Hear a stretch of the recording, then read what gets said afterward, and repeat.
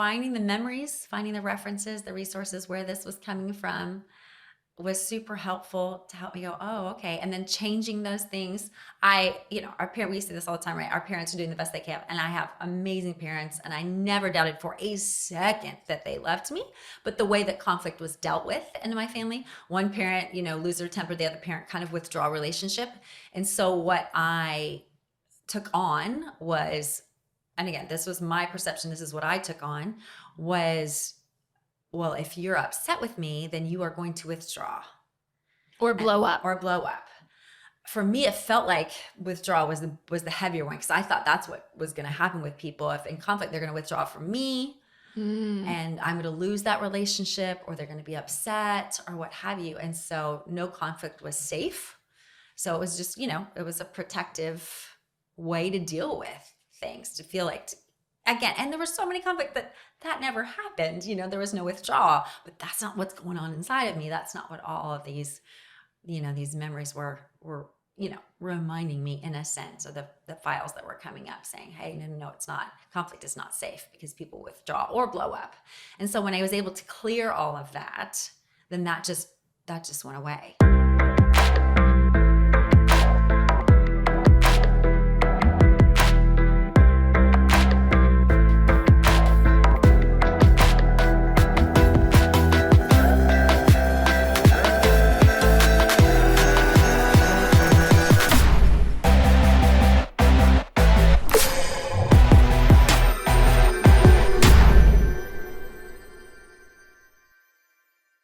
Welcome back to the Mind Change Podcast. I'm your host, Heather McKean. And thank you so much for joining us today. I'm really excited for this episode. We have the one, the only Angela Hooper with us today. And she has become a dear friend, and I'm really excited for you to hear her story. But before we move on, please take this opportunity to like, subscribe, download, and please continue to leave us those wonderful 5-star reviews. They really help us to continue to create great content and then get it out to more people. So thank you. Okay, Angela, welcome. Thanks. It's great to have you. Okay, so for a little bit of context, you're now just one of my dearest friends. And our lives before your mind change journey had sort of passed. We had kind of maybe overlapped in a couple of places when we lived in LA and everything, but we didn't really, really know each other. So in 2020, middle of the pandemic, I get an email from you that's like, hey, could you join our book club? And I'm thinking, just random book club in Texas you want me to? And then what I realized was that you had been leading a book club with the Mind Change book, right? That's the one you started with. Mind Change, yep. And that you were just like, hey, can you come on and speak? And this was like, this blew my mind that the book could be used in a book club. Not that I haven't been part of a book club, and not that that's like so far out to think of, but I just was like, this is amazing. So I was very intrigued and was happy to kind of just bounce on online, obviously. And because you guys were doing it remote because of the social distancing. Yeah, we had two meetings in person, and then the pandemic happened, and then it was all online. Yes. And so that opportunity to sit in with you guys and talk to the people and to hear the stories was like, it was actually one of my favorite moments ever with this journey, because it expanded even my thought process around the book. And I had hoped that it would reach a lot of people and change people's lives. But as I say in the book, the reason I did it, if it could just change one person, but to hear that a whole group of people had gotten together and were talking about it, I was so intrigued. So what made you how did you come across the book? What made you decide to do a book club with it? What was your just inspiration there? Yeah, well, it was actually my father-in-law. He loves to read, and we were talking one day, and he had recommended the book, and he knows you guys. And so, like you said, we had our paths had crossed, and I thought, why not? I love to read. This sounds intriguing. So I picked it up, I read it through, and then I thought, okay, that was really awesome, but what do I do with this? The end, you give great tools to use, but I just thought, I think I need some help. I think I just need somebody to bounce these things off of, and maybe somebody to kind of help me keep accountable to doing the work. And so I happened to be talking to a friend of mine, and she had been thinking the same thing. She was working through some anxiety, and she had other friends that were, and she had read a book that was Mind Body Connection, wasn't Mind Change, and said, hey, would you lead a book club? Because I had led book clubs in the past. So I said, sure, why not? I thought this is what I was looking for. So anyway, we kind of put it out there to a bunch of friends, and I think we had 15. I've had so many book clubs since then, I can't remember how many we had in the first group, but I think there were 15, and it was women from every culture, different races, different ages, probably anywhere from probably late 20s to their 70s. People who knew each other, people who didn't know each other.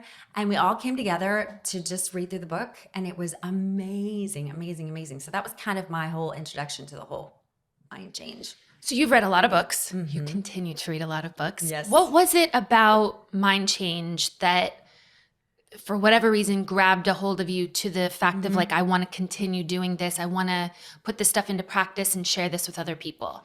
I think, one, I had never really come in contact with the whole mind-body connection, not in that depth, maybe just on the peripheral, maybe here and there, maybe read an article somewhere, or, maybe heard people talk about it, but really, I really know almost nothing about that. And it made so much sense. It explained so many things to me just in my own life, which, we can get into later, but I thought, wow, this actually produces actual change. Like when I started to put the tools into practice, I saw how my thinking and then consequently my behavior changed. I watched how it changed the women in the book club.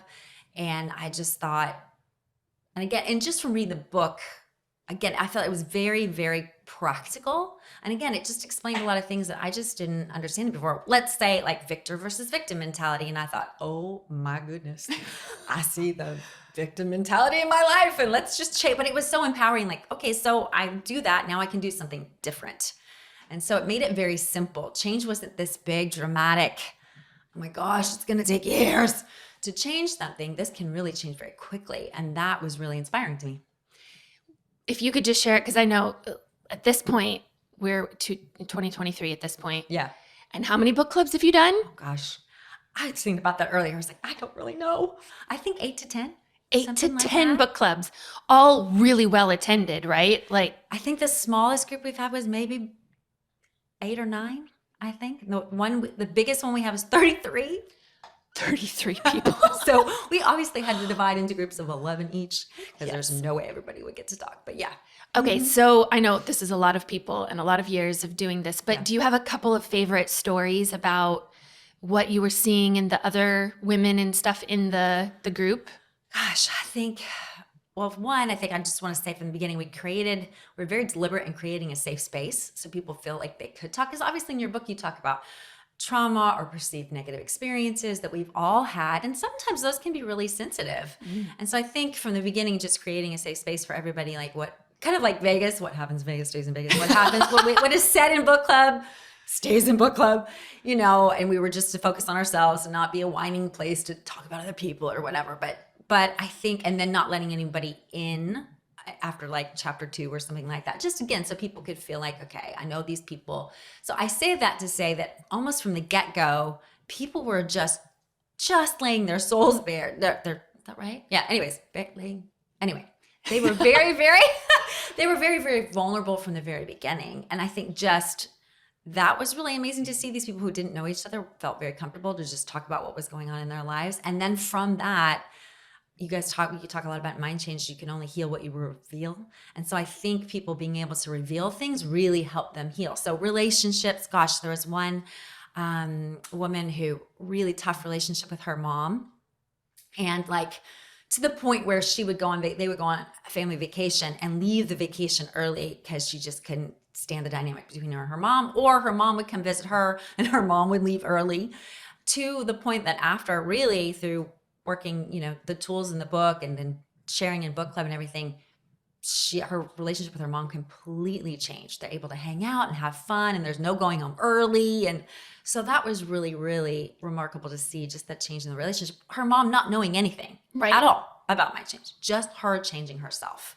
So that was really, really awesome. Our relationships with husbands changing, or children. A good friend of mine, self-proclaimed kind of control freak, she was really, always worried about her kids and their safety and their health and everything.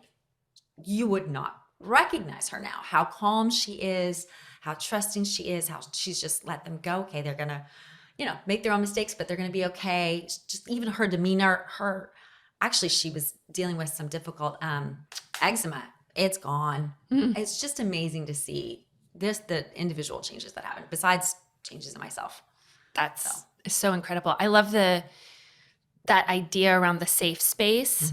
And I don't know about you, I've been a part of groups and invited into things before where we were supposed to have created a safe space. Sure.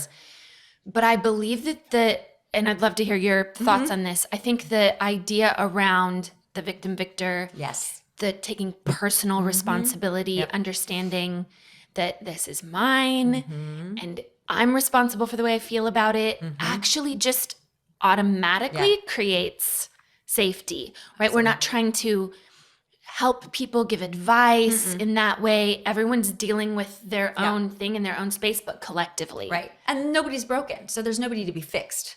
Yes. And nobody needs to feel responsible to fix anybody. And I think the other thing, as you were talking, I thought about there's no judgment. It's a space in there. We're just here to learn about ourselves and learn about what can change without judgment or criticism or shame or blame or guilt or any of those things. And so I think that too provides a very safe space. I think learning around that memory is not what we used to think it was. Yes. That these are, though that they're very real in our mind and body, and they can be very real to us, even if they happened a certain way universally. Right. But that factor of just some now stepping back and there's curiosity around the story, it almost helps us to not be too deeply invested in another person's trauma. Right? When you're like, hey, we're all just kind of exploring this for the first time in this new way. That exploratory nature, I think, helps there be an element of safety already. I think so too. Yeah. Okay, so awesome. So then however many 8 to 10 book clubs later, because you also did a book club around our other book that we wrote, which for some of you who may not know, we have the mind change method and then the metanoia method. That book is specifically for people who claim more of like a Christian faith. Right. Because in the Christian communities, the conversations around mental health or personal development can get a little bit interesting, right? The whole concept around New Age and all of that stuff. So you've also done book clubs around that book as well. Yeah. And so did you see a difference in the two? That's a really good question. I mean, I think, and the fact that metanoia addresses more spiritual concepts, not that the mind and body connection isn't a spiritual concept anyway, at least in my opinion, but I think there's scripture in it. And I think it helped me change my view of how I see God, how I see my relationship with him. And so in that sense, in those book clubs, there was more of a spiritual conversation, I think, involved, and more maybe for some people, more of a focus on shifting how they thought about spiritual things or about God, about their relationship with him. Just what that meant. So I think as far as changes, I felt like I saw remarkable changes in both groups. But I think obviously the topic was a little bit different. What we talked about was a little bit different. Sure. Metanoia. Yeah. Well, growing up, obviously, if we've grown up in the States and stuff, we have, whether we identify as Christian or not, there's a lot of Christian influence. Totally. So it's our effort in the metanoia method was even to kind of combat some of those judgy Christian kind of ideals that I think can block people, from opening themselves up to true healing. Absolutely. So what about you personally? Because my guess would be you wouldn't go on to do 8 to 10 book clubs if you hadn't personally felt change or experienced something that kept you on this particular book. Yeah. Well, I think I just laugh at this now. I think back. I think I'd read the book, and I'm trying to think if I was already doing module 1. So the course, I think I was doing metanoia module 1, and just, getting into learning deeper about how to, use these tools and how to change my mind and be transformed and all those things. And I was on a what we call girlcation with some of my girlfriends, and they wanted to go walk the longest footbridge in North America. And I was like, really, guys? Like, it's not like you don't know that I'm afraid of heights. I mean, come on. But it was, and I think there were like 33 feet of glass that you had to walk over, and I just thought, oh, but I'm afraid of heights. The whole 9 yards. Like, I get the sensations in my stomach, like a pit in my stomach and the butterflies, and I'm a little shaky, and I just feel it in my whole body anytime I get near an edge anywhere where there's, some distance from the ground. How long have you identified with that belief that I'm afraid of heights? Probably since I was a teenager, because I do not remember feeling that way as a kid. I climbed trees all the time. So it's funny. I don't actually know when the moment was. I don't really have a memory, quote unquote, that I can recall clearly, visually or whatever. But but anyways, so yeah, probably from a teenage year, I remember going in the Peachtree Hotel in Georgia. They've got that big long escalator that goes up, I don't know how many stories. And I remember having to sit on the floor. We got to like, I don't know, level 40 or so, and I had to sit on the floor because I could not, literally my legs were like jello and I couldn't stand anymore. So that's how bad it was.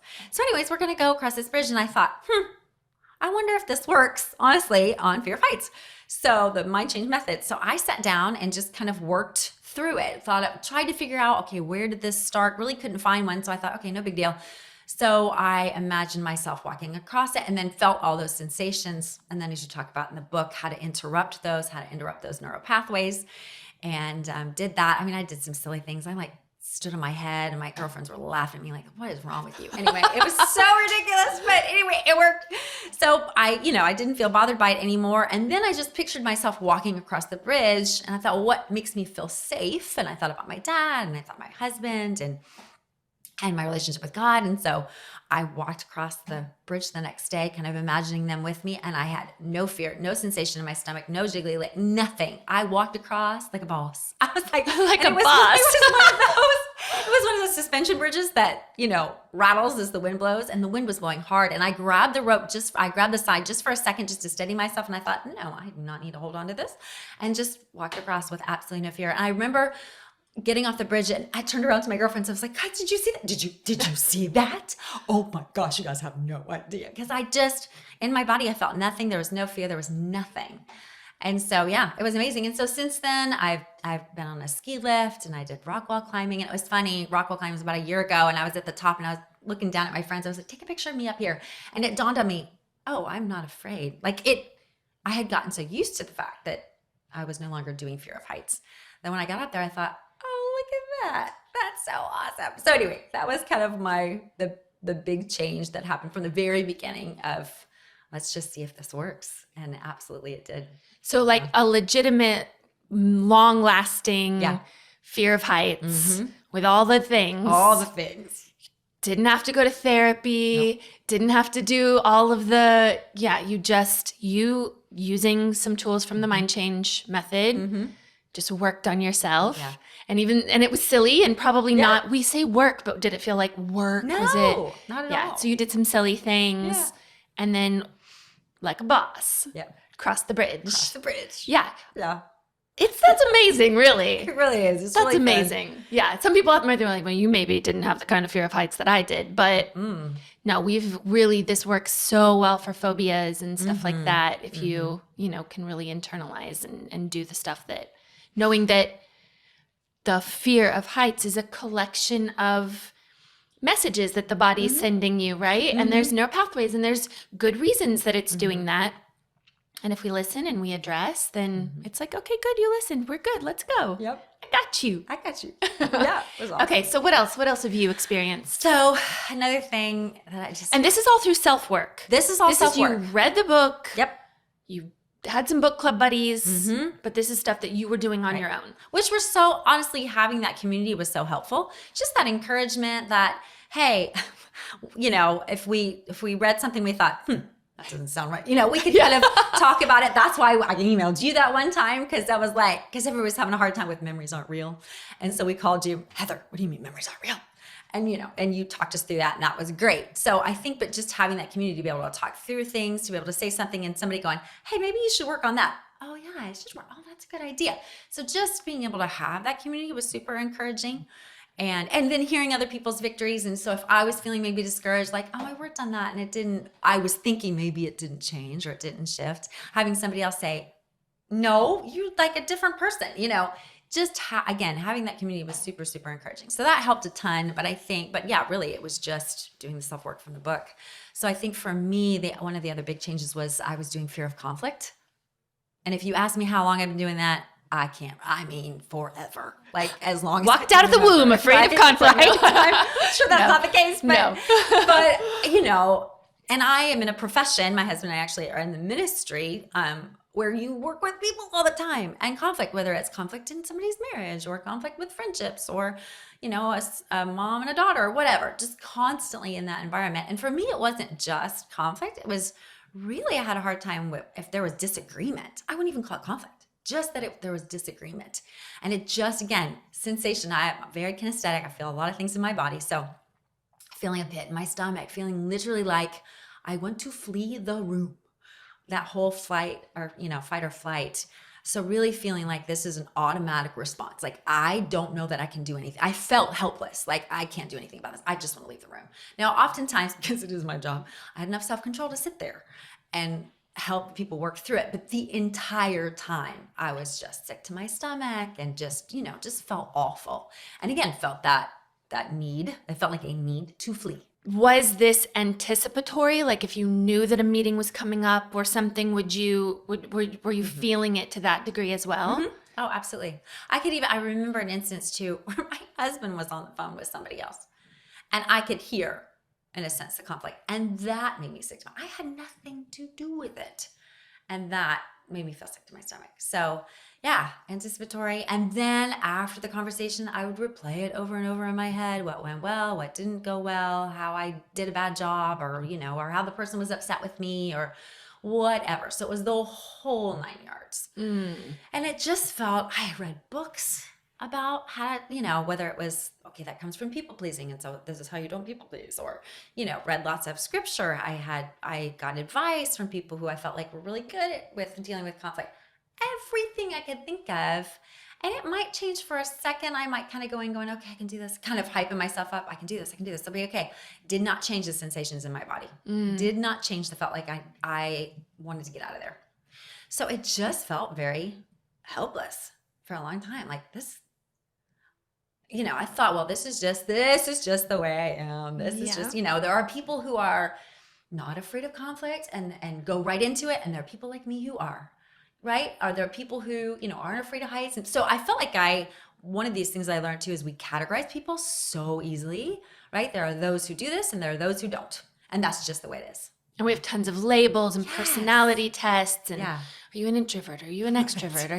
Where are you on the strengths profile? And where, all these different ways in an effort to, in one sense, explain and make ourselves feel better for the things that seem to be happening without our control. Yep. Right? But my guess would be you didn't want to feel that way. No, not at all. And isn't that funny though? We try to, because it's so inbred in us that we can't change it. It feels so automatic that we can't change it because most of us don't have experience with changing something that feels innate to our being or our personality. And so we then look for all of these outside explanations to feel a little bit better. Right. But it doesn't really make us feel all the way better. Then we have to put ourselves as a label. Right. Well, I am, and now we're something, right? Okay, so you had this very long practiced, deep-rooted fear of conflict. And then what did you do? So I just started doing some self-work, just working through, okay, how do I know this is happening? Where does this come from? I worked on that some myself. And then I think eventually, I did a session with you, which was very helpful. But I think just finding the memories, finding the references, the resources where this was coming from was super helpful to help me go, oh, okay. And then changing those things. Our parents, we say this all the time, right? Our parents are doing the best they can. And I have amazing parents. And I never doubted for a second that they loved me. But the way that conflict was dealt with in my family, one parent, lose their temper, the other parent kind of withdraw relationship. And so what I took on was, and again, this was my perception, this is what I took on, was well, if you're upset with me, then you are going to withdraw Or blow up. or blow up. For me, it felt like withdrawal was the heavier one, because I thought that's what was going to happen with people. If in conflict, they're going to withdraw from me, and I'm going to lose that relationship, or they're going to be upset, or what have you. And so no conflict was safe.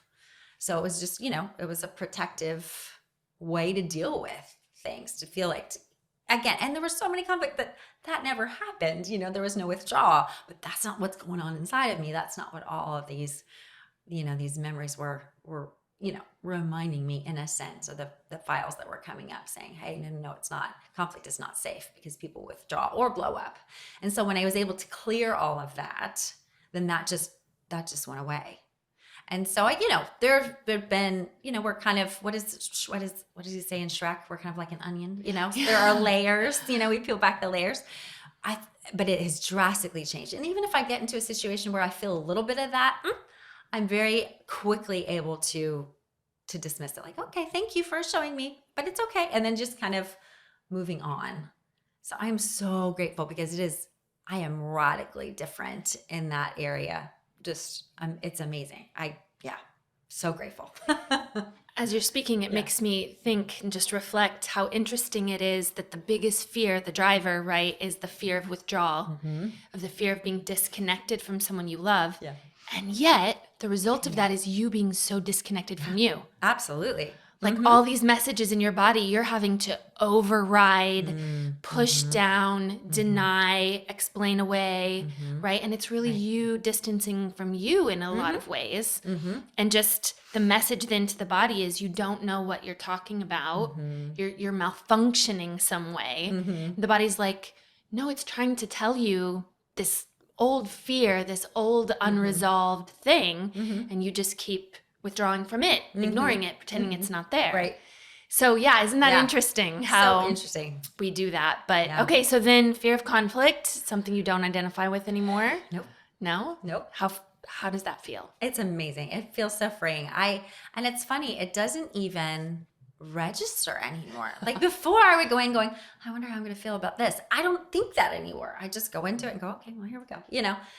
It feels so freeing, I think. And I'm so grateful. And again, not that every once in a while, like a little twinge of something will come back, but I'm able to just, access the new memories, the new things, the new reference, the new beliefs that I have about myself.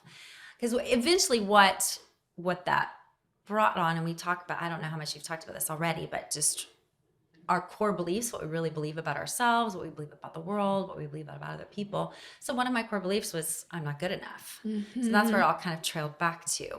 So that has changed dramatically too. Now it's something I'm still working through, and there's still other things that, come up. I'm not looking for them, but every once in a while they come up and I can deal with that. But I'm so grateful, because that does not feel true anymore either, which was the big change, the big moment, besides just the fear of conflict, but this understanding that no, I am good. I am good enough. Yeah. And that was huge. Huge. Well, even the operating, because we're not broken, so we're not looking to be fixed. Right. And we're not bad, and we're looking to be good, right? There's this whole sort of shift, but we're looking to sort of optimize, right? And evolve and expand. And so in that expansion, it actually serves us to have little messages that come from our gut, right? To be more aware of the things that happen, because they tell us information way beyond our conscious understanding. Right. So it's even where you can check in if the gut a little bit goes, hey, you get to check in and go, anything I should feel? No. Anything I should be listening to? No. Okay, good. Right. And then you move on even more empowered. Right. Would you say that's the case? Absolutely. 100%. I don't think I used to judge that voice or that gut and be like, hush, quiet. I don't, like you said, push it away, push myself away, ignore that, quiet that. Instead I go, oh, okay, well, what do you want to tell me? Right? It's just my body is responding out of love for me, right? Out of a desire to heal even more. So it's a good message. I think like I said, I used to think it was negative and I would dismiss it. And now I'm like, oh no, thank you. Thank you very much. Okay, what are you trying to tell me? And that's so many of our experiences in childhood, you know, especially in baby boomers and everything, just the parenting paradigms from the time Sure. was children are, you know, seen and not heard kind of a thing. And so when children spoke up, it was, you know, like, gee, put them down a little bit, you know, be quiet. It's okay. You're overreacting. So in one sense, as we evolve through this, it's an opportunity to reparent ourselves in a more loving way, to be like, hey, if you're speaking up, you must have something to say. Sure. Let me hear. Let me hear. Is there a need? Is there a want? Is there a fear? Is there, and that kind of patience and space that we create for ourselves is inner child work, really. Right. Reparenting without the intention of that or all the labeling of that. Sure. That's really what we're doing. And would you say that that has translated? You have grown children and grandchildren. Yep. Do you see that that's translated the more that you're patient and exploratory and curious about you? That have you seen a difference in the way you parent, even as a parent of adult children? Oh yeah, 100%.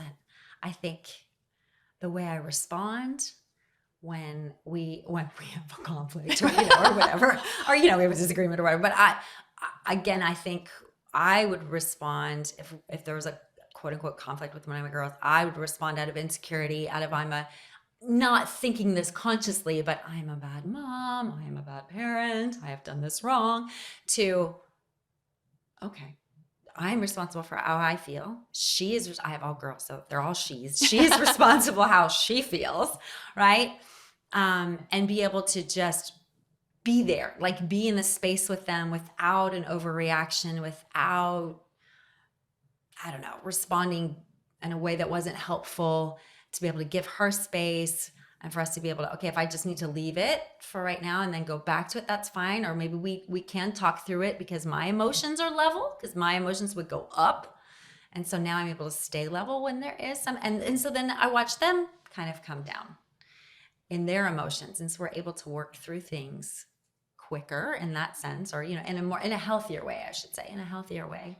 And then I think they've seen changes in me, which, they vocalize, not me. They're like, Mom, you're so much happier. And it's funny because it struck me because I thought I was a pretty happy person before this, but their perception of me now is, no, you're just more at peace. So I think that helps them feel more at peace, whatever's going on around us. If I can stay at peace, that helps them. So Mind change, the gift that keeps on giving.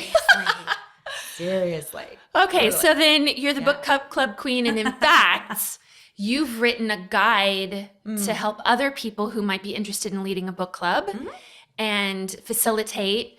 We don't really do the leading because, again, it's hard to, like, everyone, you've been through this so many times, and I'm guessing you still find things for you to work on and uncover, right, the unlayering. And so that amazing. Thank you for doing that. And we will have that out hopefully by the time this lands in people's world. But yeah, so what do you think for anyone out there thinking like, maybe I'd like to do a book club around that? What would you say to those people? It's so easy. I think sometimes, like you said, we're not necessarily leading, we're facilitating.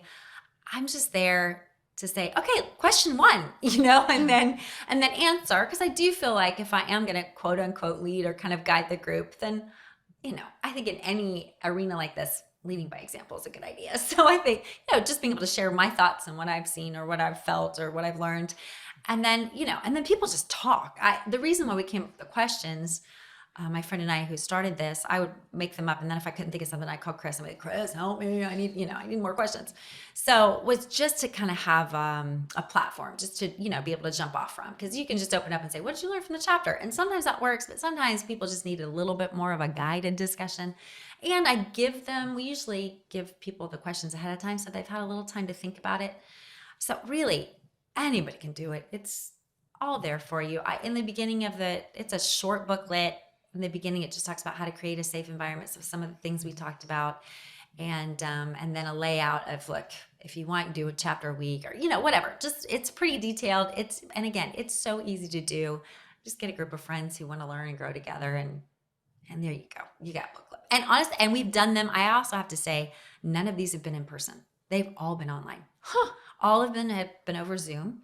And that's been really cool because we've been able to incorporate people from all over. Literally right now, we have one from South Africa, so, which is awesome. And one, we have several from California. Anyway, so we have this pool of people, which is really, really neat. And it's really fun when they get to meet each other in person for the first time. They're like, wow, I feel like I've known you my whole life. So it's a lot of fun to do. So obviously I endorse it. I recommend it because we've done many of them. Yes. And thank you. It's been such an incredible thing to even just watch. I have to say, I love that. Mind Change was never meant to be this like insular thing that like Heather does. And Right. I want it out there in the world, and to see what other people do with it is just, it's been brilliant. So thank you. You're welcome. Okay. So then your journey didn't stop with just the book. Yeah. So then after the book and the book clubs and change, it seemed like you maybe wanted a little more. I did. And so what did you do after that? So I found it to be so helpful to me. And then it would just, in conversations, it would just kind of spill out. Like I would just say, oh, this is what I learned. Or I think Mind Change also taught me to ask better questions of myself and of other people. And so anyways, I just kind of found it just kind of from the overflow. And I thought, I want to learn more about how to go deeper in my own healing. And then maybe in turn be able to help other people. Goes very hand in hand, very well with the work that I do in working with people. So, because I feel like I had, people get stuck. And there are things like me, like this, I was doing this fear of conflict or whatever. People get stuck and don't know how to move forward and don't know how to change. And I want to be able to help them if I can. So that's when I decided to take module 1 and module 2 and signed up for both of them, module 1 and module 2. And again, learned so much, just more tools, more explanations, getting deeper behind the why. Why is this? Why? How does our brain work this way? Why does it work this way? What's going on? And so that helped a ton. So I did module 1, module 2, and found it again, just spilling out in more and more conversations and people being interested, like, could you help me with this? I don't know. Can I help you with this? I don't know, And so that's when I decided, well, maybe I want to continue in my work even deeper. Went to the workshop that we hosted here in Austin, which was great, learning about dealing with helping, work through relationship difficulties and things like that. And so it just kind of, my journey continues. I am, as you know, I am learning to be a facilitator, a mind change practitioner. So going through the process of that. And this was not like this mastermind plan from the beginning. I mean, really, it started off with, let me read this book and have a book club. And then just over time, seeing how valuable it was in my life and then with other people. I really wanted to be able to share that with others and be more equipped to share that with others. So you've now become one of our aspiring practitioners. Yes. So we calling you guys apprentices. Yes, and thank you. Have been in training groups and everything like that. Yeah. So how have you found that? Like, sort of always the basis is doing our self-work, right? Which is so important because we speak about a lot this concept of unhealed healers, people who get into the work of helping others really, even it can be a subconscious drive to really help themselves and understand themselves better, which is fine, unless they're not making the kind of progress, right? Because honestly, we're often only able to help people as far as we've been able to go. That doesn't mean we've had to experience the exact same things, but I think the depth of exploration and understanding and the way our brain works, it's hard for us to hold that space for others if we haven't done it ourselves. Absolutely. So what do you feel like you've learned even more, maybe through the courses and then through your work now as an aspiring practitioner or an apprentice? Oh, goodness. That's a good question. I'm not sure how much to go into. Technicals, not knowing what other people know. I think understanding how we create problems, and I use that in quotes, how we create these things that we feel like are difficulties or problems, and understand. I think that was huge for me in the last workshop, is just understanding that there is a way that our minds do this. And if we can understand how we have built this problem, then we can deconstruct it. If it can be constructed, it can be deconstructed. And to me, that just opened everything up. I thought, oh, this is so much simpler than I thought it was. like, this is not, I was gonna say it's not rocket science. It is science. Just not on Like rockets. right? But I thought, oh, okay. Well, then, it's like Legos, right? You build something, but then you can tear it down. Or I think the example you guys use is Jenga, right? You pull out that corner, bottom piece, and the whole thing falls. So I think for me, understanding what that looks like, how have I created, right, these problems or these issues or whatever you want to have them. And if I can create them, then I can create something else.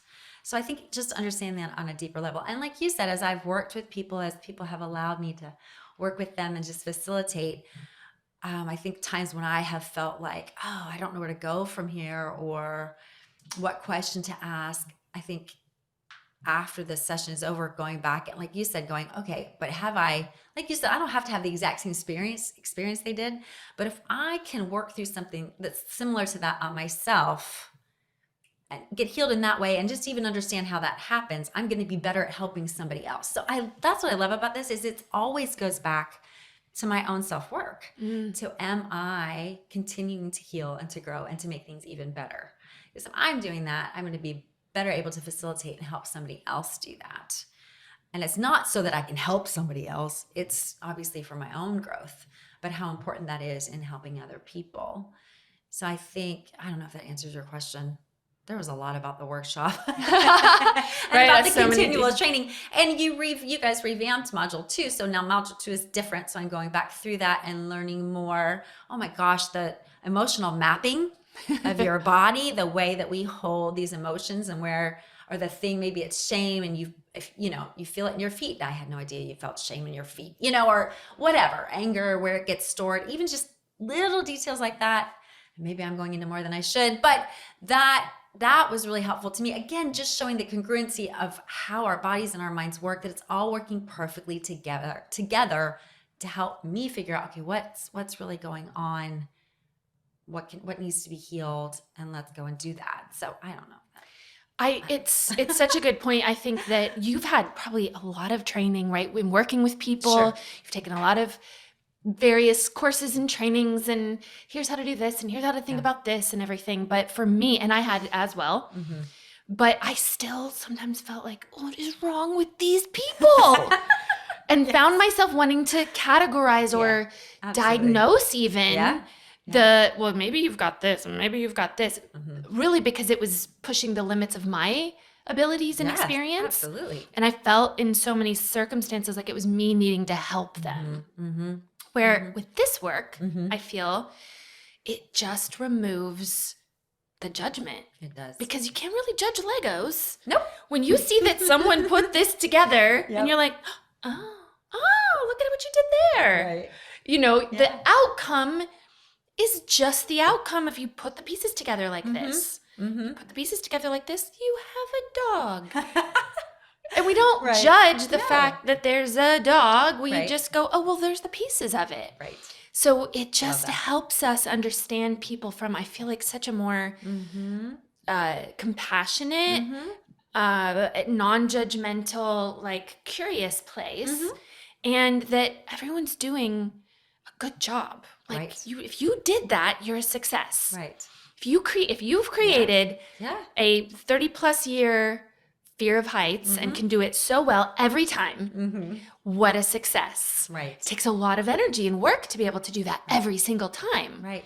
And create feelings in your body and pictures in your mind and probably see yourself in many ways dying and, that's a success. When we just enter it from another way and go, wow, look at you, good job. Do you want to keep doing that outcome? No, then we need to put the pieces together different. Right. We need to build a different structure. Yay, let's do that together.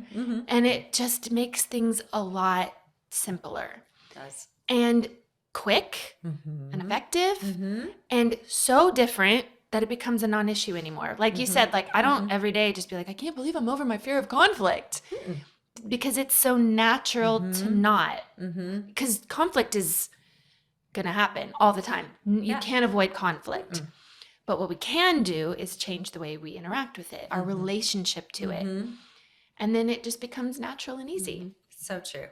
So I love that. And I love that you have wanted to go deeper and do deeper work on yourself. So you've had kind of the full gamut. You started with the book, then you started with the course, you got into the course, and then you've had private sessions, one-on-one sessions. You've had student work with other students and everything like that we do through the course. Right.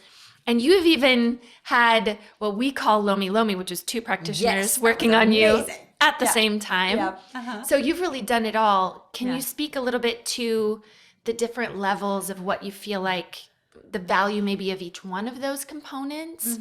Because there's people out there, they're not going to be able to have all those different entry points. Right. But for some people, they may be able to do one or two of them. What would you suggest? That's such a great question. I think the easiest thing that costs almost no money is read the book. Read the book and or listen to the book. I think can you listen to it? It's on Audible. Yeah, Audible. Yeah. Read the book, listen to the book, and implement the tools in the back of the book. I think that's the simplest way. Well, probably one of two simplest ways. I say that because, like you made reference to, when you came to that, we kind of had a celebration party after that first book club, and you came, and then we just went around and different people shared their stories. And it was amazing to see the transformations without anybody. This was just self-work. There was no facilitator. They didn't have a session with anybody. There were radical changes. Each person had a story, and most of them brought us to tears. Like, it was just amazing to hear the different stories. So I know from firsthand experience, my own, and then watching other people, that you can have radical changes just by reading the book.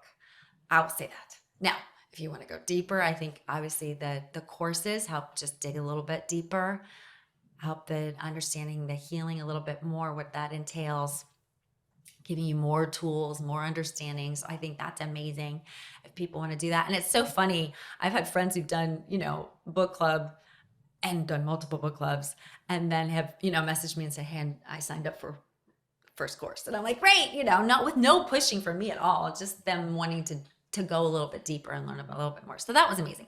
But again, if you don't like to read books or listen to read books, just having a private session can really be, and is, not can, but really is transformative. It's an hour and a half, 2 hours of your life that could change literally. And I am not overstating this, the trajectory of your life. Something that like for me that, felt like couldn't change or was having a hard time changing, can change like that and really change the course of your life. So I think private sessions are amazing too. I loved my private session with you. We did work on, I think, which is funny, I have these sessions and then you forget what was my problem because I don't remember what it was, because I don't do that anymore. But I think we did work some on my, fear of conflict. And then I think the Lomi Lomi, it was interesting because it felt like, I think you said bring your 3 most, top things you want to work on. And I thought that they were not related at all. And you just kind of chuckled like, well, we'll see, And sure enough, they were all, part of it was, stuff that was going on with my mom, with her physically. Part of it was, I think, let's finish up like anything that's left of the fear of conflict.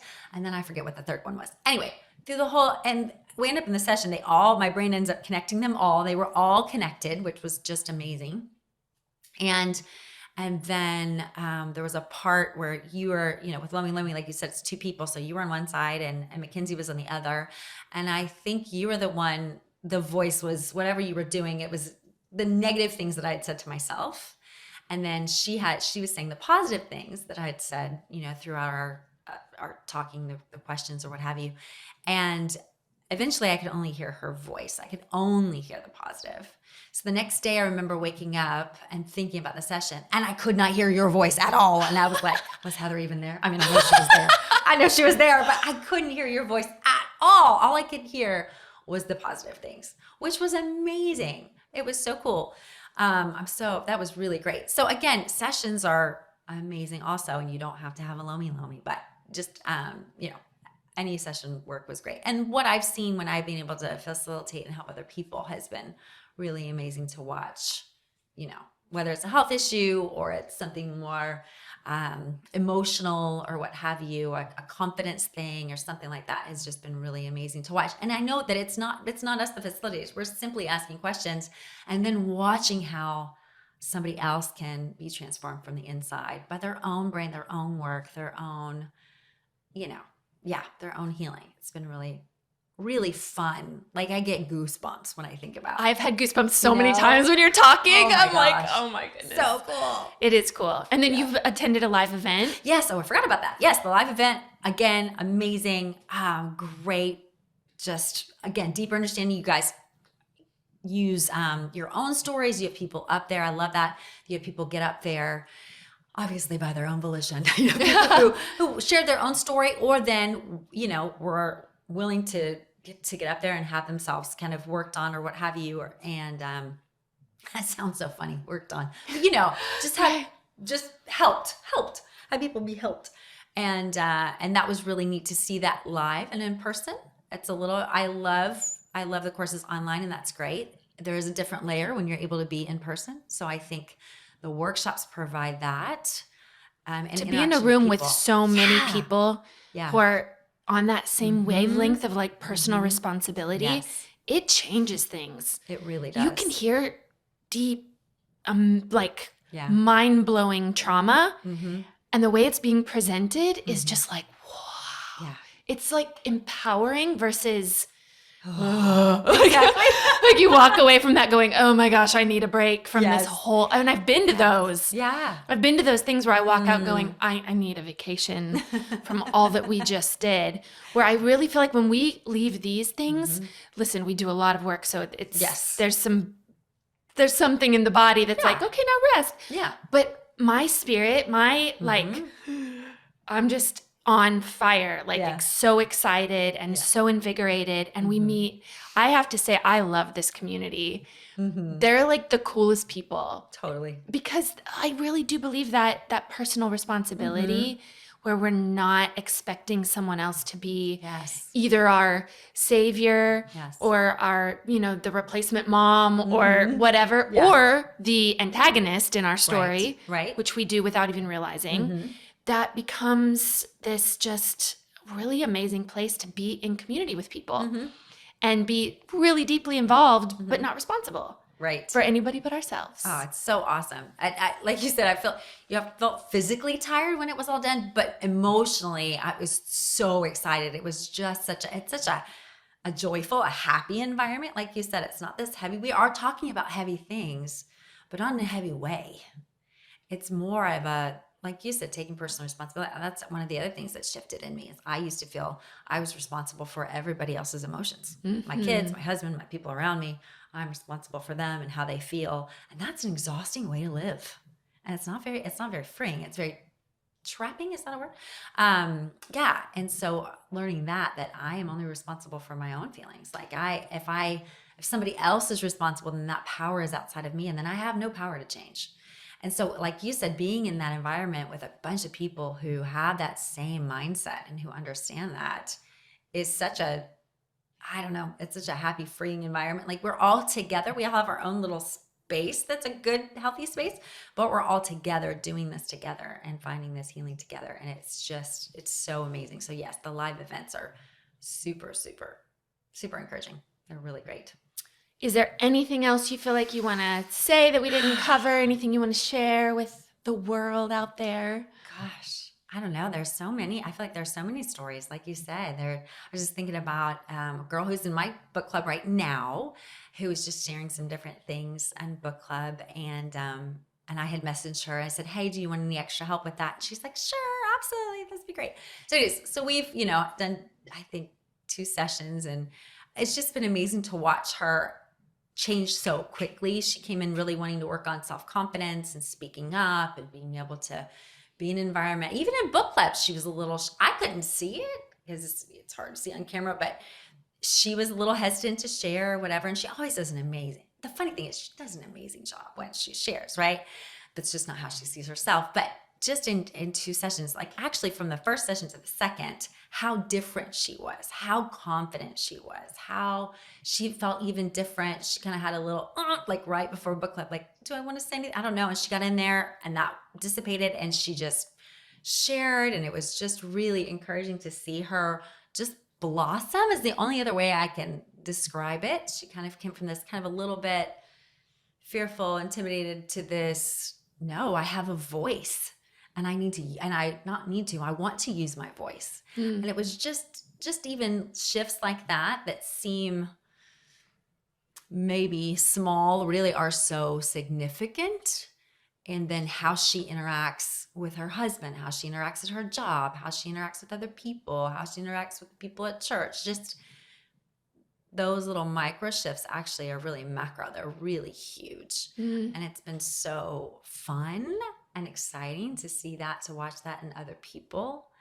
And again, just the community, I think, like you said, that has been built, the Mind Change community. There's so much camaraderie and so much cheering each other on, and being able to give each other advice. Hey, I've been dealing with this. I'm kind of stuck. And then somebody else saying, hey, this is what I did, and this is what was helpful, or this is, try this.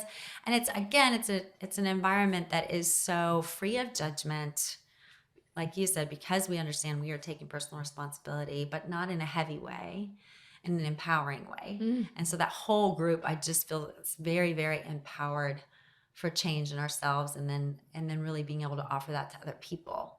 So I love our Mind Change community. It's just been really amazing. So, and I'm really excited about the podcast. I do have to say that. I have been listening. Yay! So it's really fun. It was fun to listen to you and Ken tell your story. I've heard it, but it was fun to hear it again and hear different aspects that I didn't know about, and then see how much you've changed. And it's really, I didn't really know you in LA, but I have really close friends who knew you in LA, and they talk about how different you are. It was funny.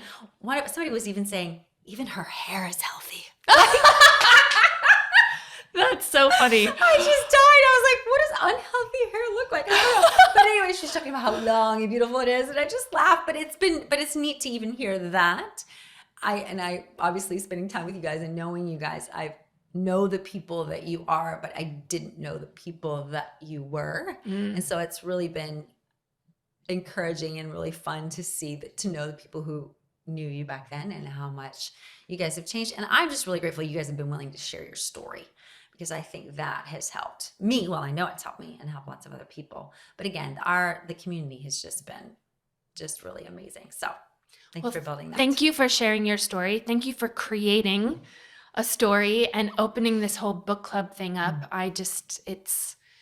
It will remain one of my favorite moments when I sat in on the reunion, the book club reunion. So a bunch of people from book club, I got to be there live and hear these stories. And I was overwhelmed with the amount of change that these women had by reading a book and getting into a book club. I had never heard anything like that before.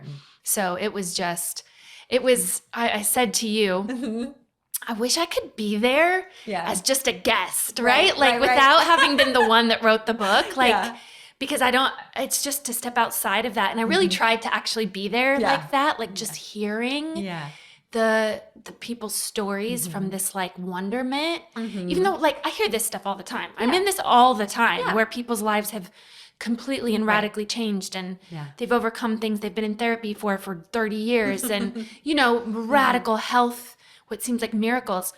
This is the day to day, but to just be in that group of women and different backgrounds, different ages. Totally. There's a woman in particular who I just adore in her 70s, right? She's amazing, I was like, who are you? She was, to think, in her 70s. That she could be so radically different. And she just peps in her step. I get to see her frequently, and every time she sees me, she's like, got this little connection. You can just tell. Oh my goodness. That gives me so much hope. When you've got young people in their late teens, early 20s who are making these radical changes, up to people in their 70s, that we're never stuck. We're never done. No. We don't ever have to be limited by what we've defined ourselves by or what the world has said about us. We can still grow and change. What a message. So amazing. That's amazing. It's amazing. And I think you tried to take video, but all we had was your iPhone. And then I think your iPhone died. And we were both like, oh, I wish we'd had a camera recording all this. I know. Well, I would have loved to have shared that with the world. I know. It was because it was amazing. It really was. But maybe it was just for our special, you know, Yeah. like I had to process after that. Right. I came back so like full to overflowing in wonder that, and I couldn't, and it really did sort of remove me from the process of like, not for 1 second was I like, yeah, you know, my book. I was just like in awe of the mind and the body. Because listen, I just wrote down what's already out there. Sure. Like, this is new, but I collected enough of the stuff and put it in an order that makes it work for people. Yeah. That's all I did. Other people's stuff too. Right. So it wasn't even me to be able to stand outside of that and see that, okay, like we're not done. We're never done. We can just keep evolving and growing and expanding and love it. I do too. Thank you. Awesome. You're welcome. And I can't wait to see how your story continues to grow and expand. You've helped so many people already, even by just introducing them to the concept. You know, I know some people in the beginning weren't ready, right? Even some of the first initial book club participants I was thinking the same thing. Had some change, did some good stuff, but even you were like, I know you could do deeper. I know you could go deeper. And who now have circled back around. Yes. Like, I'm ready. Yes. And we've talked a lot about a lot of female talk here, but there's been a male book club too, has there not? Yes, there has. Yes, my husband did it. Yeah, he led a book club reluctantly at first, but you know, loved it. And he was just mentioning the other day, obviously confidentialities, and tell me who or whatever, but how one of the guys in the group, whatever he was dealing with, struggling with, hasn't come back. Like, he's been totally fine ever since then. And that was amazing for my husband to see and be a part of. And yeah, it was great. They loved it. They got up, I mean, man, they were dedicated. They met at like 6 a.m.